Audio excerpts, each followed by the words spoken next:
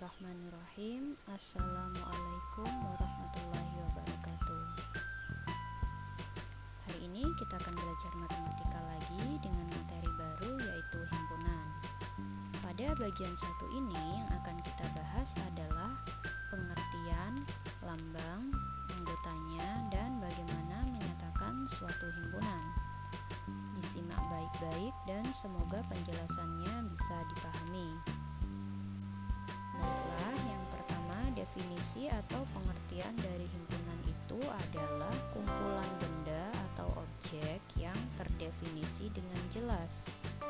Jadi harus ada definisinya jelas, ini himpunan tentang apa, begitu ya. Kemudian contohnya, kumpulan kota-kota besar di Indonesia. Coba perhatikan, ini kira-kira himpunan atau bukan? Ternyata ini bukan termasuk himpunan. Kenapa kok bukan himpunan? Karena kumpulan tersebut tidak jelas. Kota besar itu kota yang sebesar apa? Apakah kota Jember termasuk kota besar juga? Jadi begitu ya. Kemudian berikutnya, kumpulan siswa yang lahir pada bulan Agustus. Nah, ini kan sudah jelas, ada data jelasnya. Kalau anggota dari kumpulan tersebut hanya siswa yang lahir di bulan Agustus. Kalau ini termasuk himpunan ya.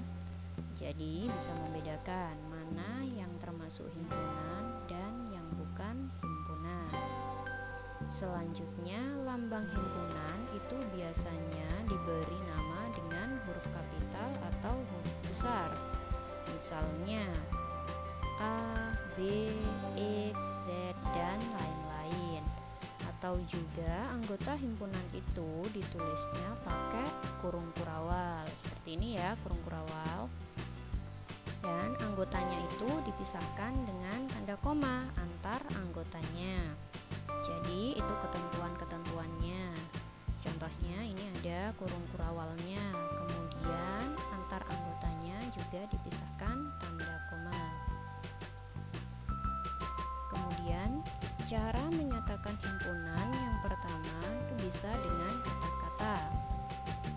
Contohnya, binatang berkaki 4 huruf awalan K. Atau bisa juga dengan notasi pembentuk himpunan. Contohnya sama, tapi penulisannya yang berbeda. Ini membacanya, himpunan A adalah himpunan yang anggotanya X, di mana X itu adalah binatang berkaki 4 huruf awalannya K. Kemudian bisa dengan cara mendaftar. Jadi menyebutkan anggota-anggotanya. Jadi binatang berkaki 4 huruf awalannya K itu maka kucing, kambing, kelinci, kerbau, kancil, kijang, kuda. Jadi disebutkan anggotanya. Atau bisa dengan diagram Venn. Nah, kita akan membahas secara khusus nih mengenai diagram Venn. Jadi ini contohnya.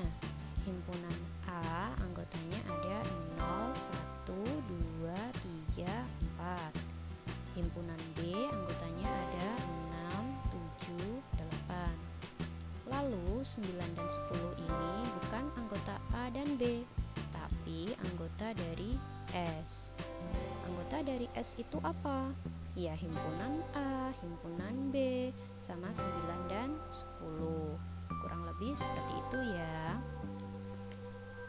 Selanjutnya, unsur-unsur atau anggota dari himpunan itu adalah setiap benda atau objek yang termasuk dalam suatu himpunan menjadi anggota-anggota yang ada di dalam himpunan itu disebut anggota atau unsur, atau juga ada yang menyebut elemen.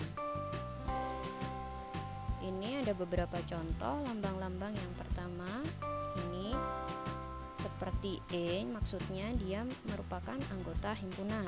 Tapi kalau seperti yang kedua ini, lambang E dicoret, ini maksudnya objek tersebut bukan merupakan anggota himpunan. Contohnya, ini anggota himpunan A itu ada 1, 2, 3, 4, 5. maka 2 itu adalah elemen A atau anggota dari A. Tapi 6 bukan elemen atau bukan anggota A. Kemudian, bila A adalah suatu himpunan, maka banyak anggota himpunan ditulisnya NA.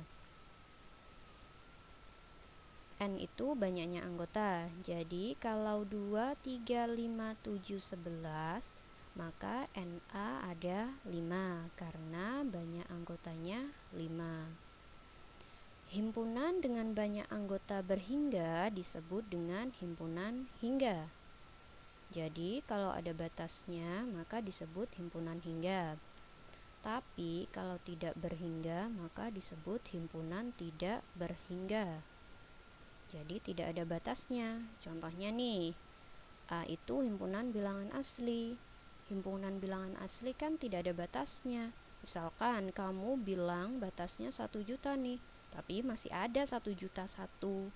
Nah, jadi tidak ada batasnya atau tak terhingga. Banyaknya anggota tak berhingga itu ditulis lambangnya seperti ini ya, seperti alis. Kurang lebih seperti itu ya. Mudah-mudahan penjelasannya ini bisa dipahami ya. Mohon maaf jika ada kesalahan. Sukses terus buat kita semua. Dan kita akan bertemu lagi di video-video berikutnya. Wassalamualaikum warahmatullahi wabarakatuh.